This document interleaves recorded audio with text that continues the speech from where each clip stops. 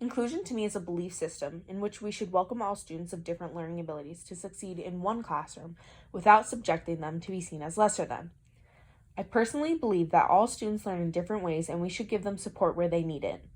Inclusion is where we should aware our students that we all learn in different ways, and although you and a different student may not struggle in the same way, that doesn't mean you should treat them differently. It is important to me because if you treat a student with a disability differently, then the student without a disability will do the same. In order to have a successful inclusion class, I believe that you need to have community builders.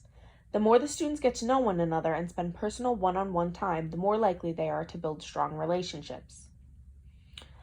Setting the foundation of a familiar and trust in the classroom lays the groundwork for children to develop intimacy and chemistry over time and begin to function as self-organized system. Children feel more motivated to change and grow and learn when they understand the wider implications of an individual contribution to the classroom.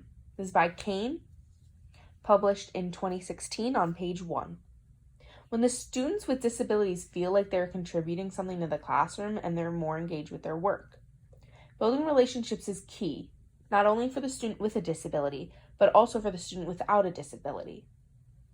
Inclusion learning environment provides students with and without disabilities many opportunities to establish relationship with their peers.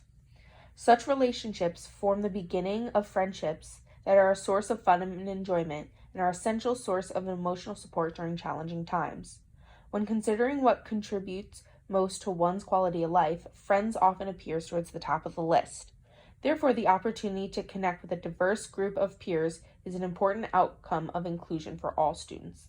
This is by Yerk Bear and Vandercook in 2018, page 3. Students without disabilities are getting to know the students with disabilities on a personal level that will not see them as different. So if teachers can start each day with a community builder, the students will be more likely to work together with those who have a disability. Community builders also allow for greater social interactions for the students with disabilities and allow them to gain better social skills. Allowing the students to have community builders relates to my theory of inclusion because it is not subjecting those with disabilities to be seen as lesser than, rather than seen as the same. This allows all students to be more welcoming and have a more diverse group of friends. Another key tenet is learning from shared experiences. The more we include students with disabilities in our classroom, the more accustomed students without disabilities become. As individuals, teachers bring a combination of multiple perspectives from our own schooling, experiences from our training, to be teachers from our multiple identities and subjective experiences. This was made by Ms. Miller, 2019, Week 10, Day 1. Our experience perspectives define our ideologies, which impact how we teach and talk about in Week 3, Day 2 lecture. A good way to ensure that all students have personal experience is the use of natural proportions. This will mimic the real world, giving students an idea of what it's like to live in the real world.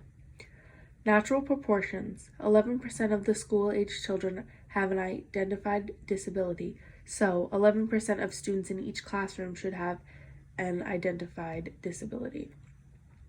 This is by Ms. Miller, 2019, Week 10, Day 1, Slide 8.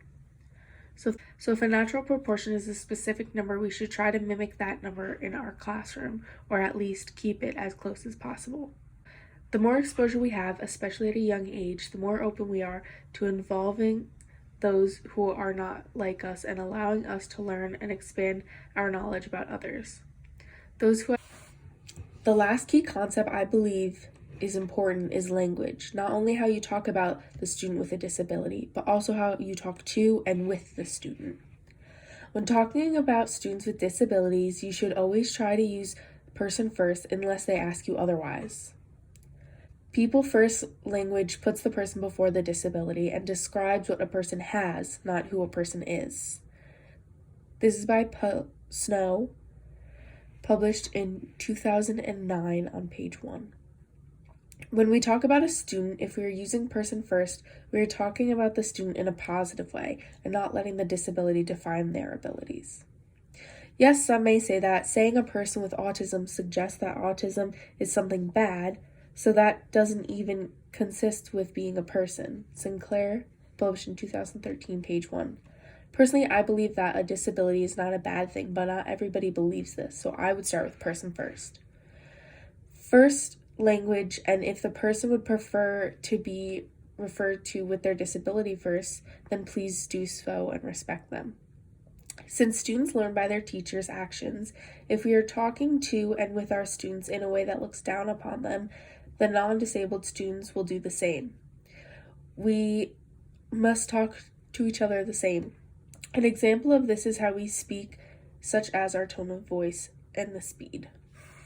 I believe that all these concepts work together to have a successful inclusion classroom because how we speak about a student with a disability will allow our exposures to be more positive, and community builders can foster positive exposures.